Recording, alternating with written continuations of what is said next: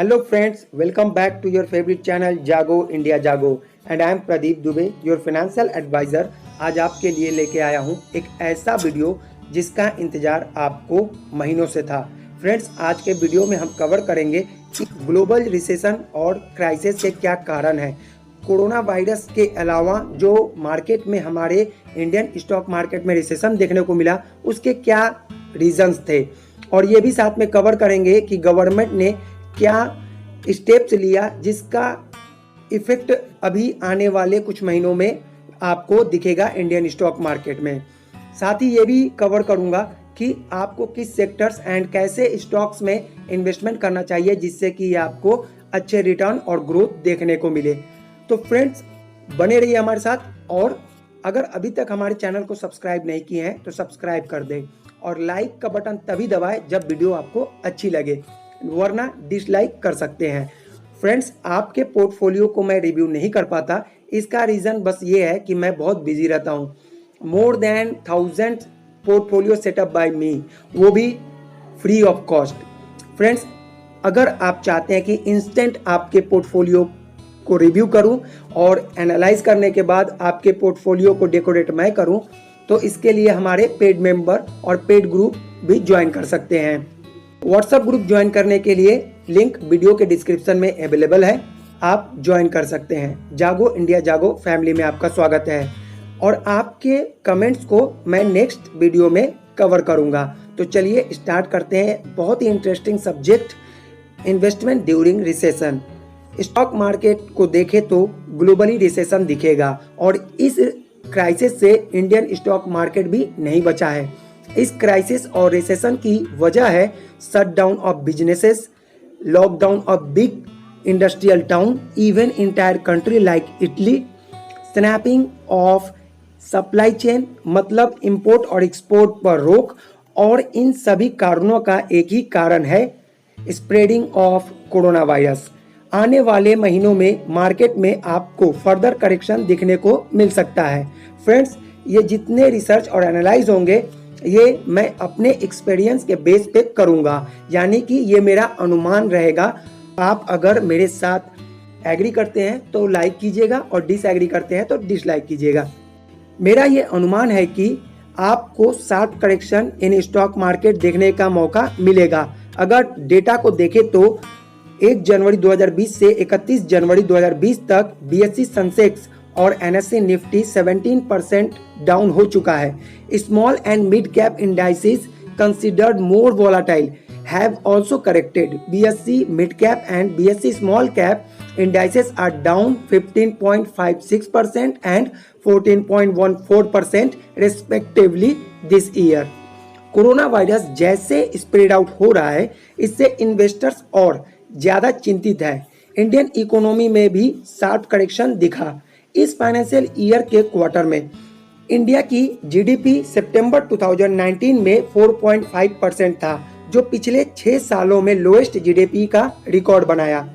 इसके बावजूद stock indices up होते रहा और सेंसेक्स ने रिकॉर्ड हाई 41,952 यानी कि ऑलमोस्ट 42,000 बनाया जनवरी 2014 में।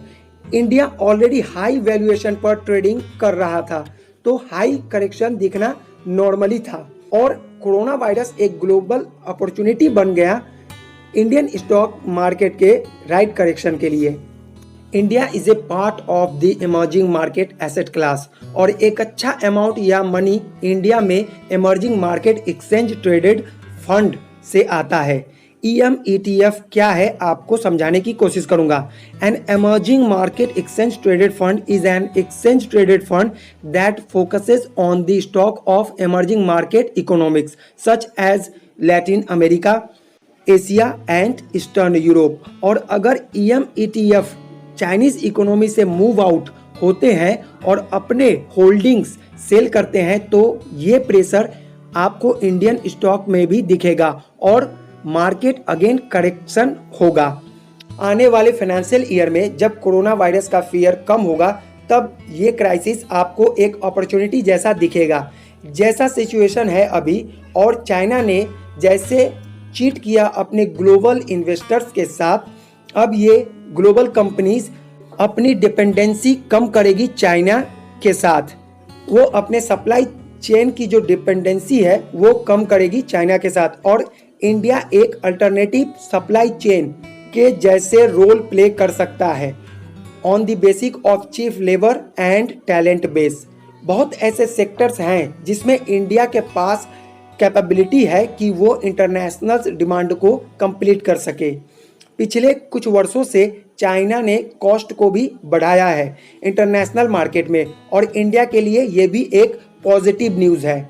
जैसा कि आपने सितंबर 2019 में देखा, government had announced tax incentive for setting up manufacturing facilities in India, और इससे जो ग्लोबल प्लेयर्स हैं वो अपने आप को डाइवर्सिफाई करना चाहेंगे, इंडियन सप्लायर्स को भी ऐड करेंगे जिससे उनके फ्यूचर का रिस्क मिनिमाइज हो सके। और अगर ग्लोबल सप्लाई चेन को देखें तो इंडिया और चाइना में बहुत डिफरेंस है। China accounts for 24.8% of global manufacturing capacity, while India share is just 3%। और अगर इंडियन गवर्नमेंट प्रोएक्टिव होकर काम करेगी तो ये सप्लाई ऑफ चेन चाइना से इंडिया में शिफ्ट हो सकता है, पर इसके लिए मीडियम टू लॉन्ग टर्म समय लगेगा, और ये इस पर भी डिपेंड करेगा कि इंडिया गवर्नमेंट कितनी जल्दी लैंड एंड लेबर इशू को सॉर्ट आउट करती है। और ये ग्लोबल मैन्युफैक्चरर्स के लिए वाव वाला मूवमेंट होगा और वो इंडिया में इन्वेस्टमेंट करना चाहेंगे। और इस क्राइसिस के बाद इंडिया एक प्राइम कंट्री बनकर इस शिफ्टिंग से स्पीडी ग्रोथ कर सकती है। एक और प्रॉफिट ये होगा इंडियन मार्केट के लिए कि वो खुद भी चाइनीज इंपोर्ट से डिपेंडेंसी को कम करना चाहेगी, जिसे करने के लिए अभी वो मजबूर है according to current situation. India auto and metal industry depend on China for key components, इसलिए ये दो stocks highly volatile and correction इसमें दिखेगा। और textile and sanitary ware companies gain कर सकते हैं क्योंकि इनका एक्सपोर्ट ज़्यादा इंडिया करती है। और गिरते हुए ऑयल बाजार से Indian oil market and paint industry and aviation companies को भी फायदा होगा क्योंकि जो इनपुट कॉस्ट है वो कम हो जाएगा। इन्वेस्टमेंट अपॉर्चुनिटी, इंडियन इकोनॉमी का स्लो डाउन अभी से नहीं, पिछले साल सितंबर 2019 से चल रहा है, जब गवर्नमेंट ने कॉर्पोरेट टैक्स रेट कट किया था और जनवरी में 2% का ग्रोथ दिखा था प्रोडक्शन इंडस्ट्री में, और 0.3% दिसंबर 2019 में ग्रोथ दिखा था, जो नवंबर 2019 में अच्छे रिकवरी के बाद पॉसिबल हुआ। After this recovery, on 6 February 2020, RBI announced transmission of lower interest rate in its monetary policy। और इस अनाउंसमेंट से जैसे ही मार्केट अप होता, पर कोरोना वायरस पैंडेमिक ने इंडियन मार्केट को वहीं स्टक कर दिया। पर जो भी अनाउंसमेंट आरबीआई ने लिक्विडिटी इंक्रीज करने के लिए और सपोर्टिंग डिसीजन लिया, उसका रिजल्ट आप सभी को मार्केट में सेकेंड क्वार्टर में 2020 के हाफ के बाद से नजर आने लगेगा। ये मेरा अनुमान है, पर हमें इस क्राइसिस का असर आने वाले साल में भी दिखेगा, इसलिए आप मीडियम टू लॉन्ग टर्म के लिए ही इस मार्केट में इन्वेस्टमेंट करें। मेरा जो अनुमान है वो ये है कि बैंकिंग सेक्टर में NPA data historical record break करेगी। अपने नए व्यूअर्स को समझाना चाहूँगा, NPA stand for non performing asset. Easy language में कहें तो जब बैंक किसी पर्सन या कंपनी को लोन दी है तो कभी कभी ऐसा होता है कि लोन लेने वाले बैंक को रेगुलर पेमेंट नहीं कर पाते, तो बैंक उस लोन को नॉन परफॉर्मिंग एसेट एनपीए या बैड लोन करार देती है। लिक्विडिटी आपको मार्केट में फिर से नजर आएगी, और ये सिर्फ इंडियन स्टॉक मार्केट में नहीं, आपको ग्लोबल मार्केट में भी दिख रहा होगा कि government and central bank of all countries are trying to stable the situation and restore investors confidence. मुझे ये भी उम्मीद है कि इंडियन गवर्नमेंट कमिंग मंथ्स में कुछ ऐसे और स्टेप्स लेते हुए नजर आएगी और इंडियन स्टॉक मार्केट को स्लो डाउन के बॉटम आउट को फिनिश करेगी। कमिंग क्वार्टर में ग्रोथ भी दिख सकता है, जैसा कि स्टेप्स अभी तक गवर्नमेंट ने लिया, मुझे यही अनुमान लगता है। मुझे लगता है कि एग्रीकल्चर रिलेटेड बिजनेसेस अच्छा ग्रोथ दिखाएगी। ये रिकवरी ऐसे होगी कि हो सकता है कि आपको फाइनेंशियल ईयर 2020 में 20 का जीडीपी 5% के आसपास दिखे और फाइनेंशियल ईयर 2021 का जीडीपी 6% के पास दिखे।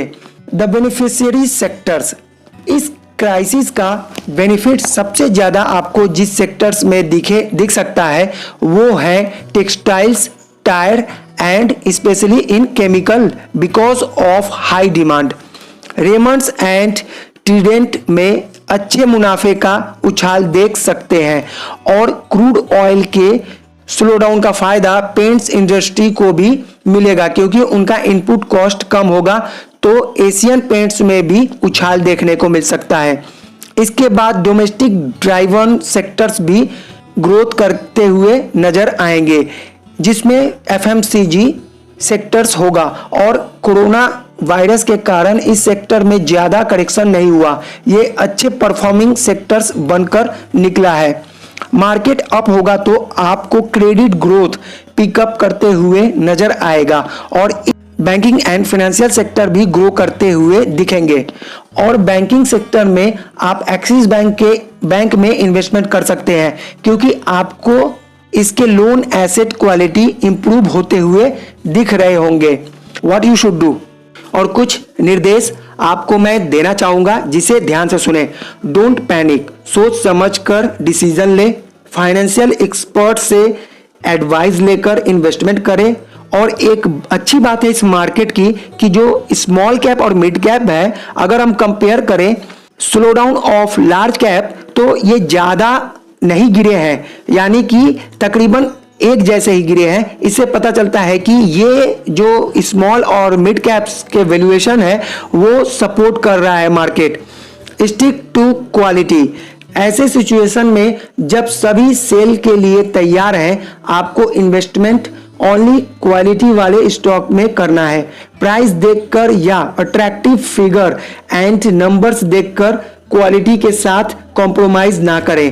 किसी भी कंपनी और स्टॉक में इन्वेस्टमेंट से पहले बैलेंस शीट और कैश पक्का चेक करें और ऐसे कंपनीज में इन्वेस्टमेंट करें जिसमें आपको free cash flow easy and visible नजर आए।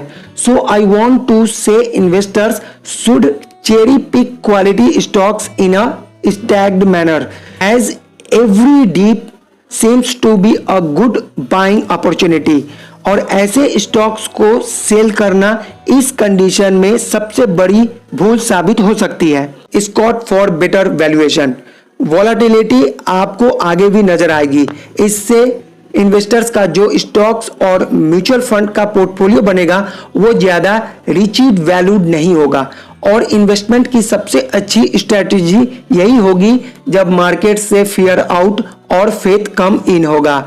लुक बियॉन्ड लार्ज कैप, अपने पोर्टफोलियो में लार्ज कैप के साथ साथ mid cap and small cap की भी क्वालिटी के वाले स्टॉक्स को शामिल करें, क्योंकि मेरा अनुमान है कि जब मार्केट रिकवरी होगा तब एक ही बोर्ड में large and mid and small cap river cross करेंगे। मतलब तीनों कैप्स में लगभग रिकवरी स्पीड बराबर दिखेगा। पर क्वालिटी स्टॉक्स की बात कर रहा हूं तो आपको क्वालिटी वाले स्टॉक में इन्वेस्टमेंट करना है, क्योंकि स्टॉक में इन्वेस्टमेंट करने से पहले strong promoter record and growth prospects को जरूर चेक करें। मेक वोलेटाइल योर फ्रेंड, आप 3 to 5 ईयर्स के लिए अगर इन्वेस्टमेंट करते हैं तो नॉर्मली आप मार्केट में 3 या 4 वोलेटिलिटी वाले सिचुएशन देख लेंगे। तो इससे घबराने या पैनिक होने से अच्छा है कि आप इसे अपना फ्रेंड बना ले और ऐसे सिचुएशन में इन्वेस्टमेंट करें। इसके लिए आप लमसम के ऑप्शन से ज्यादा रिटर्न कमा सकते हैं। और आपको ज्यादा नॉलेज नहीं है तो SIP के थ्रू भी आप इन्वेस्टमेंट कर सकते हैं, जिसमें आपको एवरेज प्राइस पर NAV या फिर स्टॉक्स मिल जाते हैं। और आपके पास अगर टाइम नहीं है तो आप अपने पोर्टफोलियो को मुझसे डिजाइन करवा सकते हैं और मेरे व्हाट्सएप ग्रुप से जुड़कर मार्केट के हर सिचुएशन को एनालाइज कर सकते हैं। और अगर आप जागो इंडिया जागो फैमिली के पेड मेंबर बनना चाहते हैं तो हमसे कांटेक्ट कर सकते हैं। Thanks for watching friends. फिर मिलेंगे आपके क्वेरीज और हमारे सॉल्यूशन के साथ नेक्स्ट वीडियो में, where to investment during recession and market crash. तब तक के लिए टाटा बाय बाय, जय हिंद सभी को।